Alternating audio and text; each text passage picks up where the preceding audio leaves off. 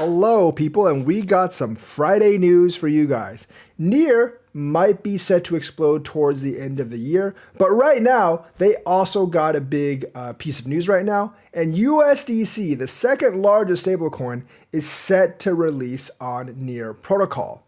In addition to Near, USDC is also available on Algorand, Arbitrum, AVAX, Ethereum, Flow, Hedera, Noble, Optimism, Solana, Stellar, and Tron, so it's available on a lot of protocols.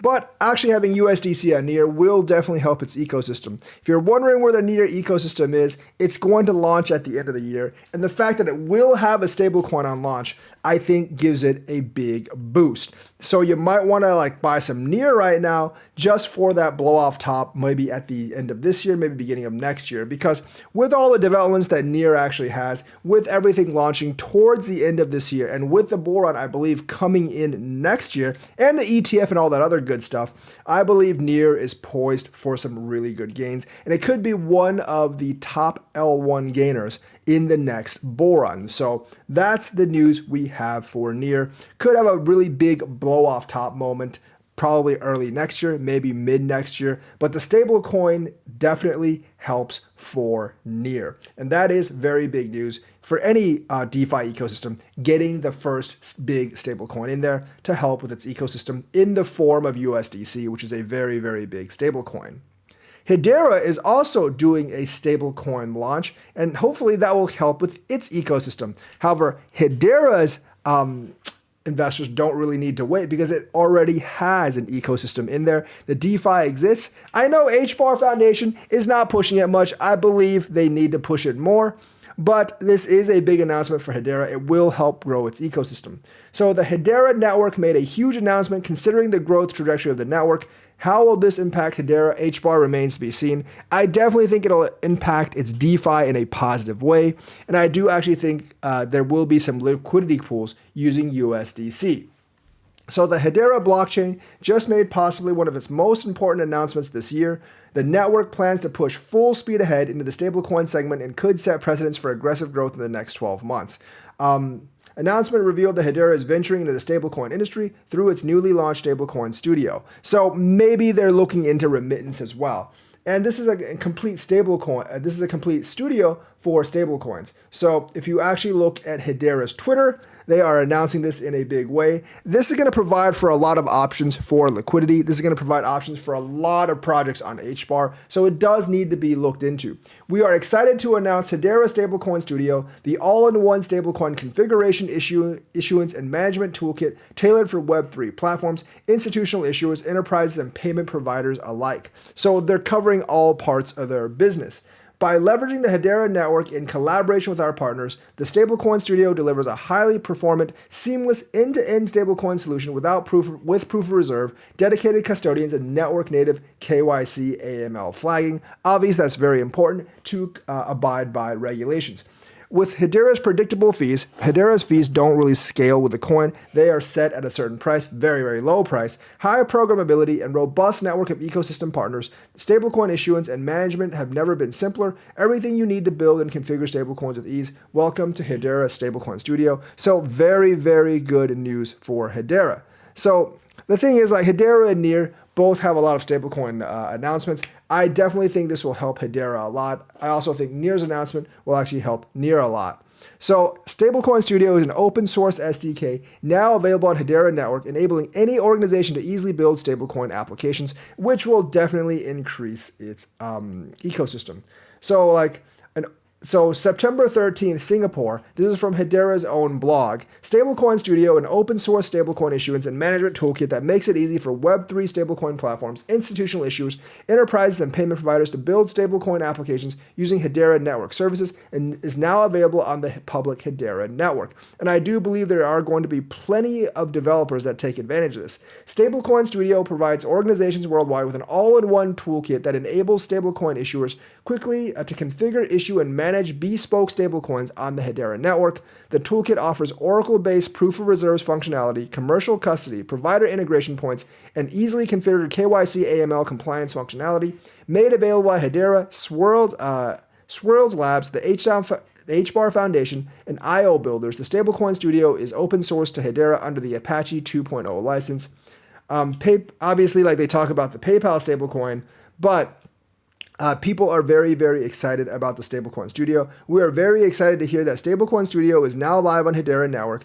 We made use of this toolkit while doing the Stablecoin Remittance POC project a few months ago, and it was quite convenient. We believe it can become a game changer in the Web3 market, and that's by one of Korea's largest banks. So institutions were looking forward to this. Retail investors were looking forward to this, and this is just a really, really great development for Hbar. In other news, we have Japan having huge crypto announcement, and they will actually allow some companies, not all, but some companies to raise funds rather than by ICO, but by IPO rather than by ICO. So they're going to actually allow some companies to sell crypto instead of their stock to raise money. Now, this is a big change. There's positive and negative for this. Positive, obviously, a lot of money will flow into crypto and a lot of altcoins because all these coins are going to be altcoins. People will buy these coins because they believe it's tied to the company. The downside about this is that when you buy a coin, you don't buy part of the company. So there's going to be a lot of scam coins, I believe, that come out of this as well. I do think that Japanese regulators are going to regulate this pretty tightly. But with all these things in crypto, it's completely hard to just seal the lid, which means there's going to be things that actually get past this. So I would be kind of weary of Japanese altcoins, especially from certain companies. They might just be grifting for money to support their own company without giving you a share of the company, because I do believe that a lot of companies are going to take advantage of this in that way. I mean, a lot of companies already do this in violation of the rules, I believe. They just make it sound like the coin has utility when it actually doesn't. But now Japan's to make this available on a limited scale. I think there's even going to be more companies that try to take advantage of this. So I would scrutinize these new coins coming out of Japan very, very carefully. Because remember, when you buy a coin, you do not own a part of the company, and the company's profits don't go into your pockets like they go into stockholders' pockets. So you got to be very, very careful. But I think overall, this is a positive for crypto because there's millions and billions of dollars being raised via IPOs. Now they can be being raised through ICOs. And if nothing else, this will actually get many people into the market. And once they are into the market, they might be interested in other crypto investments. So I think overall it's a positive, but you need to be very, very careful on how this actually goes. John Deaton, for those of you that don't know, the XRP community lawyer, has actually joined the LBRY case. And this is actually really big because it could absolutely annihilate the SEC if they actually get this ruling overturned. And I think there's a chance they get the ruling overturned. You know why? Because the LBRY judge did actually say that his ruling did not apply to secondary markets. And in the primary markets, we had that Ripple ruling, kind of the same lines, whereas like programmatic sales aren't securities. So if the appeals court actually overturns the circuit court, I don't know if the SEC would want to take it up to the Supreme Court. And that could be one of the SEC's few big victories overturned by the court. So I really hope that he can actually pull this out. And I do think that John Deaton is very good at rallying the community. I know that LBRY is kind of like, flew over people's heads, but it is very, very important. And if we can get all these things actually in line for these rulings to benefit pro-crypto, all of them are in line to pro-crypto, I do think regulators like the SEC will have a very, very hard time cracking it open. I mean, the SEC is already down for the count after losing the Grayscale lawsuit and losing the Coinbase lawsuit. I mean, not the Coinbase, but the Ripple lawsuit. But if it were to get this overturned, it would be a huge, huge blow to the SEC. It would pretty much finish off Gary Gensler's career as being a tough-minded kind of regulator, because it would basically blow apart one of his only victories and open up a can of worms that he just cannot close. I mean, he's already opened up the box and he's already opened up Pandora's box and he can't close it, and he's seeing the wrath of crypto community. But this would definitely put him squarely on the losing end of a lot of these lawsuits and erase a lot of his victories on the way. So I really, really hope LBRY can pull this off. Now, some of you have been asking me on stream, if LBRY gets this appeal, can they challenge YouTube? Now, I don't really think so. Winning this case and challenging YouTube are two different entire things altogether.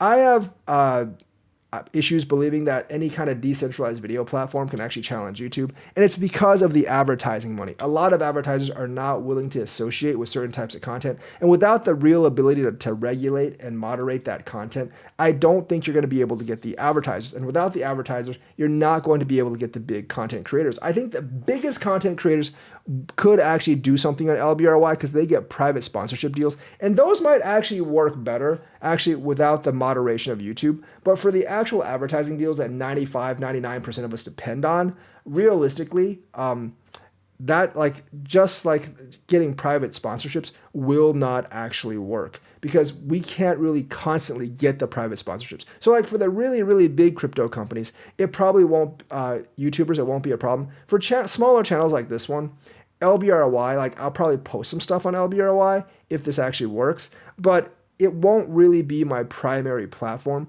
because the financial aspect of it for a lot of influencers just doesn't really work out. It's like Rumble. Rumble is great. No one watches Rumble, so people don't really post on Rumble.